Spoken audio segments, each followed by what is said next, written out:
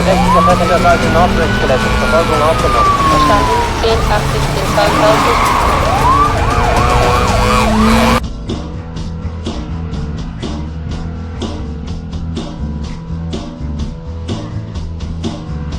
It'll take time to restore chaos.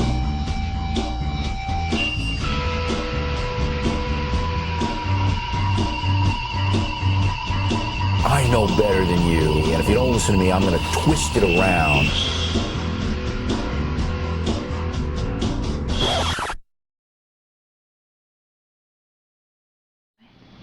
Knock, knock. Who's there? Mr. Horace, open the door.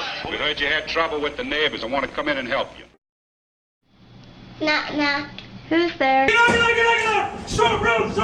Fire! There's some cops over there in the corner beating their shields over to your right. Take a look at that.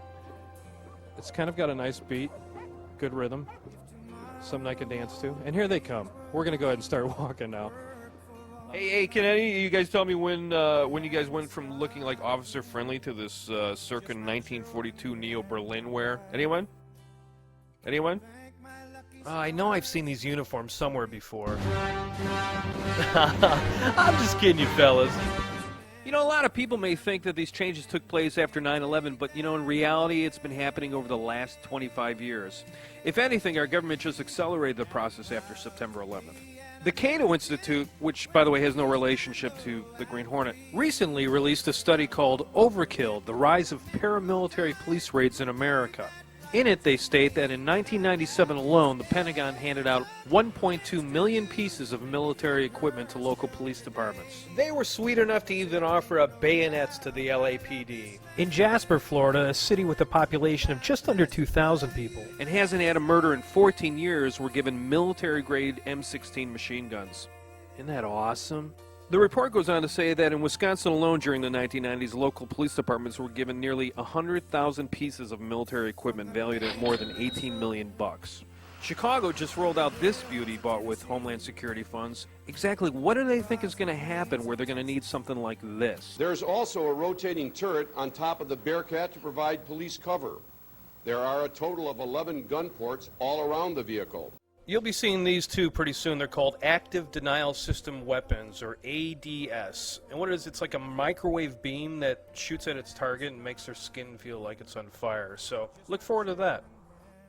The citizens of New York City were treated to this. This is a long-range acoustic device that they had at the 2004 Republican National Convention in New York City. And these are used for quote-unquote crowd control compliance and to influence behavior. You might have heard the term police state being bantered around quite a bit lately, and that means when a state in which the government exercises rigid and repressive controls over the social, economic, and political life of the population, especially by means of a secret police force which operates above the normal constraints found in a liberal democracy. Well, all I can say is thank God we don't have to worry about secret. You mean we have police that cover their faces and don't wear badges or have name tags that identify themselves in case they do something wrong and need to be held accountable? Some people would even say that they're conditioning all the kids to the police state. You know, think about it. If a generation is brought up with all of this around it, it lends itself to some sort of normalcy. Hey, and what could be more normal than this picture of armed riot police raiding a school in Michigan as part of a drill that none of the students were ever made aware of? Kind of like here in Goose Creek, South Carolina, where students of Stratford High School were raided by police with weapons drawn in a supposed drug raid. Students were cuffed, they had guns pointed at their heads, dogs barking, and guess what? No drugs were ever found. So the city, the police department, and the school district wound up paying like $1.6 million for violating the students' rights.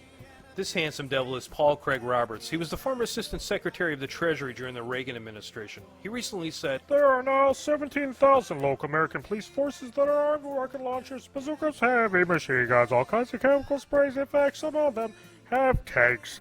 You know, if local police departments are equipped beyond the standard of an American heavy military. You see, boys and girls, we have this thing called the Posse Comitatus Act, and what that is it prevents the military from acting in any law enforcement capacity on American soil. But You might remember Waco, where the military moved in and they brought in their big tanks, and a lot of Americans were killed down there, including children. Comedian Bill Hicks nailed it on the head when he said, if the government was so concerned about stopping child abuse, then how come we never see any tanks knocking down the doors of the Catholic Church? And if you're interested in learning what really happened down in Waco, then go to Google Video or rent this DVD. It's called Waco, The Rules of Engagement. You know, we're told that this is all part of the war on terrorism, but it seems like they're inciting terror more than fighting it. I mean, if we're not the terrorists, then why are we being treated like this? You have to ask yourself, is this the type of country you want your kids to grow up in? I say oligarchy, you say oligarchy. I say dictator, you say dick.